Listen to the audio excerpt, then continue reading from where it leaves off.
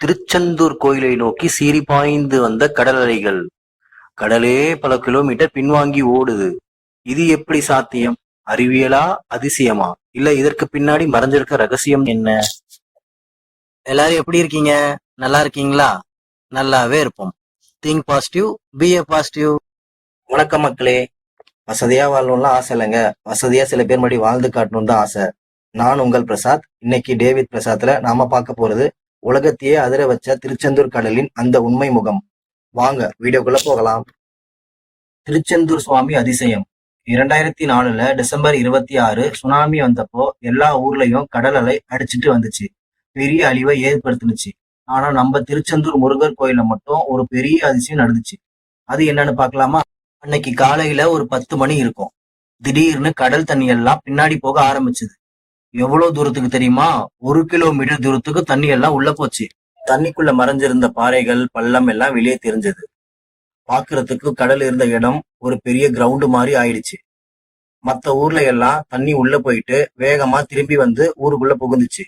ஆனா திருச்செந்தூர்ல மட்டும் கடல் தண்ணி ரொம்ப அமைதியா, மெதுவா பழைய இடத்துக்கே வந்துச்சு. கோயிலுக்கு ஒரு சின்ன பாதிப்பு கூட ஆகல. இது எப்படி சாத்தியம்? வாங்க அறிவியல் மற்றும் ஆன்மீக உண்மைகளை பற்றி பார்க்கலாம். அறிவியல் சொல்லும் காரணங்கள். திருச்செந்தூர் கோயில்ல இருக்கிற இடத்துல இருக்கிற இயற்கை பாறைகள் கடலோர வேகத்தை தடுத்து இருக்கலாம்னு சொல்றாங்க. அதுவும் இல்லாம அங்க இருக்க கடல் ஆழம் கம்மினும், அதனால அலைகளோட வேகம் குறைஞ்சு இருக்கலாம் சொல்றாங்க. மற்றொன்று, திசை மாறி அலைகள். ஆய்வுபடி அலைகள் திருச்செந்தூர் முருகன் கோயிலை நோக்கி நேரா வராம ஒரு வளைவு எடுத்து பக்கத்துல இருந்த பகுதிக்கு போயிடுச்சுன்னு, இதனாலதான் கோயிலுக்கு பக்கத்துல இருந்த ஜீவா நகர் பாதிப்பு ஆயிடுச்சுன்னு, ஆனா கோயிலுக்கு எந்த பாதிப்பும் இல்லைன்னு சொல்றாங்க. வாங்க அடுத்து ஆன்மீகம் சொல்லும் காரணம் என்னன்னு பார்க்கலாம். திருச்செந்தூர் முருகன் சூரபத்மனை வதம் செய்த இடம் எதுவும். அப்போ கடல் ராசா வருணன் முருகன் கிட்ட உங்க எல்லைக்குள்ள நான் வரமாட்டேன் அப்படின்னும் சத்தியம் பண்ணி கொடுத்தாராம். அந்த வாக்க காப்பாத்ததான் சுனாமி வந்தப்ப கூட கடல் தண்ணீர் கோயில தொடலன்னு மக்கள் நம்புறாங்க. அதனாலதான் இவருக்கு கடல் காத்த கந்தன் என்னும் பேர் வந்துச்சுன்னு சொல்றாங்க. கோயிலோட மத்த அதிசயமான விஷயங்கள் என்னன்னு பார்க்கலாமா? முதலாவதாக வியர்க்கும் சாமி. சில நேரத்துல மூலவர் சிலைக்கு சந்தனம் பூசும் போது முருகருக்கு உண்மையாவே வியர்க்குமா. அவர் இன்னும் அந்த பழைய கோபத்துல போர் குணத்துல இருக்கிறாருன்னு அர்ச்சகர்கள் சொல்றாங்க. அடுத்த அதிசயம் நாளி கிணறு. இத மேஜிக் கிணறுன்னு சொல்லுவாங்க. பொதுவா கடல் பக்கத்துல இருக்க தண்ணி உப்பாதான் இருக்கும். ஆனா திருச்செந்தூர் முருகர் கோயில இருக்கிற ஒரு கிணத்துல மட்டும் தண்ணீர் அவ்வளவு இனிப்பா இருக்குமா. இது முருகர் அவரோட வேளால் உருவாக்கப்பட்டது என்று கூறுகிறார்கள். இந்த அதிசயத்தை பத்தி நீங்க என்ன நினைக்கிறீங்க? கமெண்ட்ல சொல்லுங்க. அடுத்த அதிசயம் பன்னீர் இலையும் மருத்துவ குணமும்.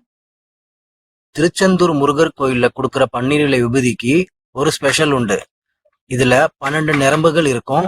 முருகனோட 12 கைகளை குறிக்கிறது. இந்த இலையில வச்சு விபூதி பூசினா தீராத நோய் தீர்க்கும்னு ஒரு நம்பிக்கை இருக்கு. அடுத்த அதிசயம் அலைகள் செய்யும் பாத பூஜை. திருச்செந்தூர் முருகர் கோயில்ல கடல் அலைகள் தினமும் ஓடி வந்து முருகனோட கால்களை கழுவுற மாதிரி வந்து போகுமா. இது பாக்குறதுக்கே அவ்வளவு அழகா இருக்குமா. ஏன் திருச்செந்தூரை மட்டும் மலைவாய் என்கிறோம்? மத்த முருகன் கோயில்கள் எல்லாமே மலை மேல இருக்கு, பழனி, திருத்தணி. ஆனா திருச்செந்தூர் மட்டும்தான் கடற்கரை. இதனாலதான் இதுக்கு திருச்சீரலைவாய் அப்படின்னு பேர் இருக்கு. அதாவது அலைகள் வந்து மோதும் அழகான இடம் அப்படின்னு சொல்ற. அன்னைக்கு சுனாமி வந்தப்போ அந்த அலையே பயந்து போய் முருகனோட பாத பூஜையை செஞ்சுட்டு ஒதுங்கி போயிட்டோனும் இன்னைக்கும் பேசப்படும் பொருளா பெரிய அதிசயமா கருதப்படுகிறது.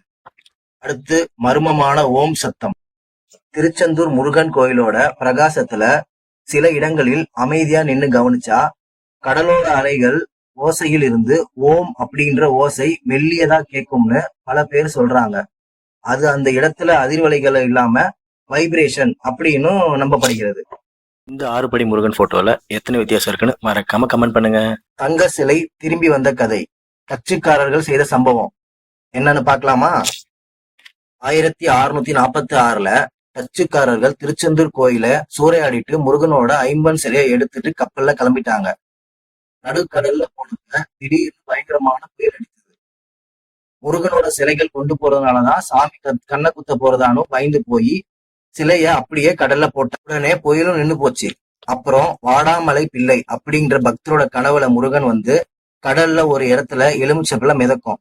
அந்த இடத்துல கருடன் சுத்தும். அங்கதான் நான் இருக்கேன்னு சொன்னாராம். அவர் சொன்ன மாதிரி அந்த சிலை மீட்கப்பட்டது.